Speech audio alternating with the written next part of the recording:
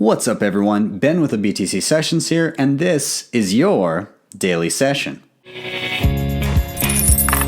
Hodl that Bitcoin. Before we dive in, a couple quick things. Shout out to sponsors of the show, Ledn.io. This is where you can use your Bitcoin for a couple of different services. Number one is a Bitcoin savings account where you can earn interest on your Bitcoin paid in Bitcoin. And number two is to use it as collateral for a Canadian or US dollar loan. You can check out both of these services in the link down below. And if you opt to get one of the loans, then they will credit your account with an additional $50 worth of Bitcoin. And secondly, if you are into Bitcoin, then of course privacy is very important. Something that I use to help with this is NordVPN. I have this on my phone and my computer, and essentially what it does is it helps hide your IP address, it encrypts your browsing data, and it has the added benefit of unlocking geo-blocked content. So if you check out the link I have down below, there is a deal where you can get it for $3 a month. And with that, let's dive into the news.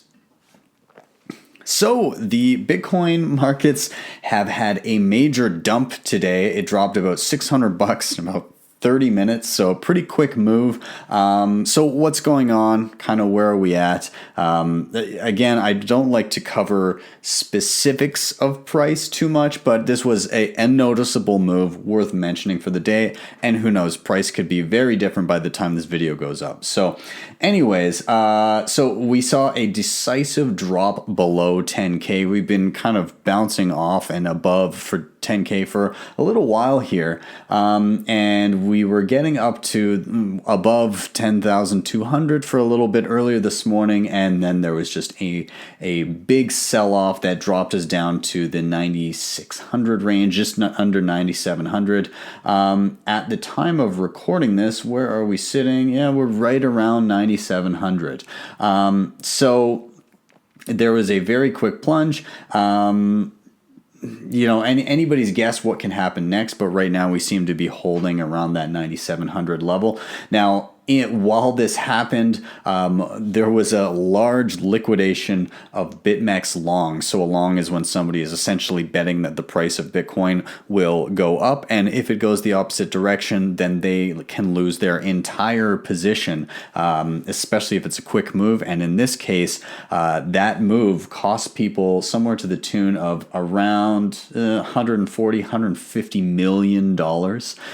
This price drop was around a 4% drop from where we were at 24 hours ago, and it has more or less gone through the entire crypto market. You can look down the list here, and not only in dollars, but if you compare to Bitcoin as well, many of these coins, if not all of them, other than a few outliers, have dropped much further than Bitcoin has. So, you know, a few additional percentage points across all of these. And of course, if you look at the long term again, if you're looking 90 days out in terms of versus Bitcoin, pretty much double-digit drops for almost everything other than a few outliers. Many of these 30, 40, 50, even 60% versus Bitcoin in just a matter of a few months. So yeah, alts getting wrecked continually. Scary. But anyways, I also saw a large number of people doing the old BTFD, buying the fucking dip. So some people still out there stacking sats, myself included. You know, you're around long enough and you tend not to blink with these kinds of things. It's just part of being in Bitcoin. And keep in mind that we started off the year around 3K. So still doing pretty well. Let's move on. So Bakkt has announced, of course, previously that they will be launching their physically settled Bitcoin futures market this September. Well, in about a week here, they're going to be enabling clients to start their deposits. So on September 6th, their service called, the Bakkt Warehouse, that's their basically their custodial service. People will be able to deposit Bitcoin into these into their I guess, holdings here, and this is the funds that will be settled at the conclusion of each futures contract. So again, just like with the Bitmex, the people that got wrecked on Bitmex, essentially you can speculate on the future price of Bitcoin, whether it's going to be higher or lower at the time. You take out a contract, and then at the end of that contract, you are delivered the Bitcoin, not like the CME that is another futures Bitcoin speculation platform that settles in cash. This actually settles with Bitcoin on the Bitcoin blockchain. So yeah, interesting to see this moving forward. I look forward to the launch of this. Again, it just provides more liquidity to the market and makes it less susceptible in the long term anyways, once it gets established, to crazy price swings. So yeah, great all around. Let's move on. Now, because there wasn't a video up yesterday, I didn't really get to comment on the Craig Wright case. Essentially, what happened there is Craig Wright was sued by the Kleinman estate. An old associate with him, an old associate of his, passed away some time ago, but his family essentially sued him, saying that they worked together early on with Bitcoin and that Craig Wright owed half of his Bitcoin to the Kleinman estate. Well, Craig Wright submitted a lot of different evidence for that case and gave a lot of reasons why he couldn't provide that Bitcoin to the estate, which many speculate is just a way to claim that he's still Satoshi while not having to pay out billions of dollars to that estate. Well, essentially the judge said that a lot of the evidence, if not all of it, that he submitted to the court was total bullshit, was fabricated, basically called him a serial forger, incredibly dishonest, and that he committed perjury.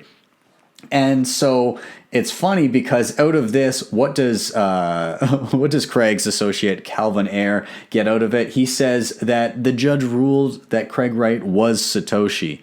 However, in the documents provided by the court, they say, first, the court is not required to decide and does not decide whether the defendant, Dr. Craig Wright, is Satoshi Nakamoto, the inventor of the Bitcoin cyber currency. The court also is not required to decide and does not decide how much Bitcoin, if any, Dr. Craig Wright controls today. The court accepts Dr. Wright's representation that he controlled, directly or indirectly, some Bitcoin on December 31st, 2013, and that he continues to control some today. So essentially, what the court has said is, we're not saying if he's Satoshi. What we're saying is that at some point he had some Bitcoin. He probably still has Bitcoin today, and whatever he does have, he has to cough up half of it to the Kleinman estate. Now, if he was indeed Satoshi, then that would be somewhere to the tune of, how many Bitcoin is that? Like 500. They're saying that he would have access to 500,000 Bitcoin, billions and billions of dollars. Essentially, he'd have to fork over about $5 billion to the Kleinman estate. My guess is that's just not going to happen. So the interesting thing here is he's got a few lines that he could go down. One is he could, if he was Satoshi, is he could cough up the Bitcoin and send it over. Two is he could say that he cannot access the Bitcoin and not send it. And as the court has ruled, that is not true based on the evidence he has provided, in which case he would be convicted of perjury and then what happens from there. And third is he could finally admit that he is not Satoshi, in which case he would not have access to that Bitcoin and I imagine not be required to give it up to the Kleinman estate. But then again, it would confirm that he is indeed a fraud. So not a lot of great options for him. And my guess is this is just going to be drawn out for a continued extended period of time. It's also mind-boggling to see anybody that's super pro Bitcoin Satoshi's vision somehow twisting this into a positive. I don't know. Anyways, let's move on.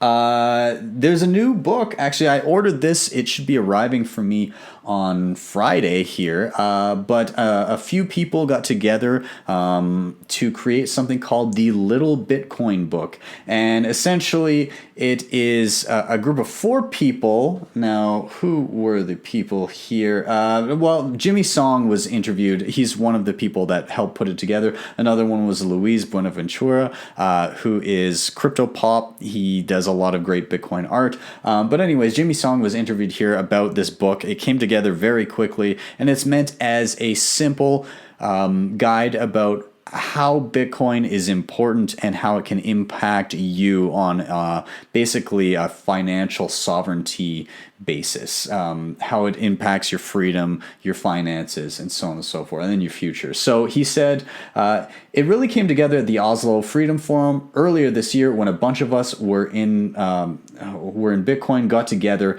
and we talked about possibly doing something like this. We wrote it in Redwood City, California. We rented a house, and we each had our own bedrooms and bathrooms, but we pretty much worked in a common area. It took about 4 days. So some very intelligent minds came together and put together a very simple, small book to get people started, get their foot in the door with Bitcoin and kind of understand the why.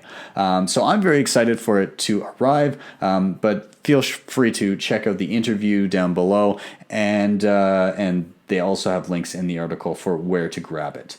And finally, I wrote a blog last night and just kind of shared it out on Twitter today. But essentially, this blog is directly or is directed towards Canadians, and is kind of a get your foot in the door as well beginner guide to how to get started with Bitcoin in Canada. So I go through a number of things. One, okay, where can you buy Bitcoin in Canada? What about Bitcoin wallets? How do I secure my Bitcoin? How do I spend it or use it or sell it? What about financial services in relation to Bitcoin? Are those available? And how do I maintain my privacy with Bitcoin? And if you want to dive deeper, what about nodes and using the Lightning Network? So I cover a lot of topics, and each one is complemented with a previous tutorial video that I've created. So shout outs to, of course, my employer, Bull Bitcoin. I give a shout out to Green Wallet, Blockstream Green Wallet here. I talk about the Cold Card wallet, which I think is the best Bitcoin only hardware wallet out there. Again, the Bills platform, Ledn for, again, loans and savings, and Wasabi for privacy. And finally, I finished with the Casa node for beginners to get started with running their own node. So if you'd like to check it out, feel free to parse through that information. And if you know any newbies in Canada that are looking to kind of dip their toes in and see what it's all about, then this might be a good resource for them. So feel free to share that. I've got links to the blog down below. With that, I'm going to wrap up, you guys. Thank you very much for watching. I hope you guys are having a great week. If you're new here, of course, hit like, subscribe, and share. Always hit that share button. It's great to have more new eyeballs on the show each week. Outside of that, if you want to help the show in another way, you can hit up either the sponsors I mentioned before, Ledn and Nord. And if you really like what you saw, you can drop me a Bitcoin Lightning Network tip at my tippin.me page. And with that, I am out. Have a wonderful rest of your night, and I will see you tomorrow for your daily session.